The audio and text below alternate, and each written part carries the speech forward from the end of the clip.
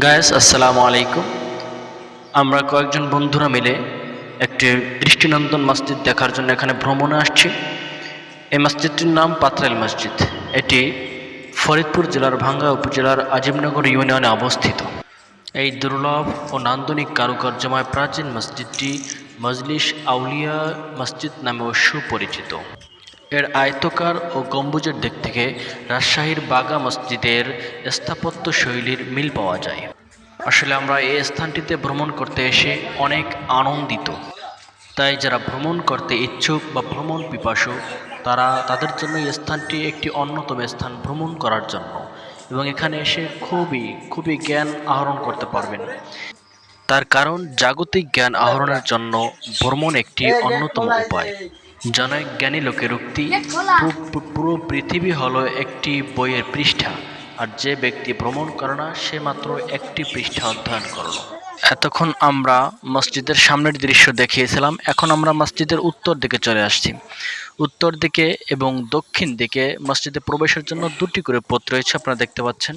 অর্থাৎ দুটি করে দরজা রয়েছে। এই দুটি দরজা দিয়ে আপনার মসজিদের ভিতরে প্রবেশ করা যায়।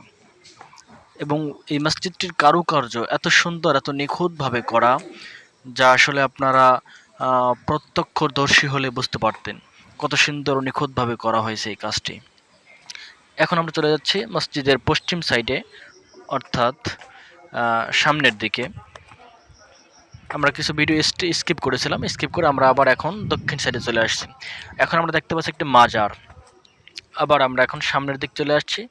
যদিও মসজিদটির উত্তর এবং দক্ষিণ সাইডে প্রবেশ করার জন্য দুটি করে দরজা রয়েছে, কিন্তু সামনের দিকে রয়েছে 5টি দরজা মসজিদে প্রবেশ করার জন্য।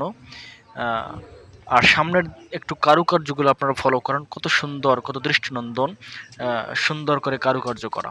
তো এখন আমরা এই মুহূর্তে মসজিদের ভিতরে একটু যাওয়ার চেষ্টা করছি, ভিতরের দৃশ্যগুলো আপনাদের দেখানোর চেষ্টা করব। এই মসজিদটির 10টি গম্বুজ দ্বারা নির্মিত, এবং মসজিদটির ভিতরের দৈর্ঘ্য 21.79 মিটার এবং প্রস্থ 8.60 মিটার। এই মসজিদটির নির্মাণকাল সম্পর্কে সঠিক কোনো তথ্য পাওয়া না গেলেও তবে ধারণা করা হয় এটি 1400 খ্রিস্টাব্দে সুলতান গিয়াসউদ্দিন আজম শাহের শাসনামলে বিখ্যাত সুফি দরবেশ আবদুল্লাহ খান আউলিয়া এই অঞ্চলে ইসলাম প্রচার করতে এসে মসজিদটি নির্মাণ করেন।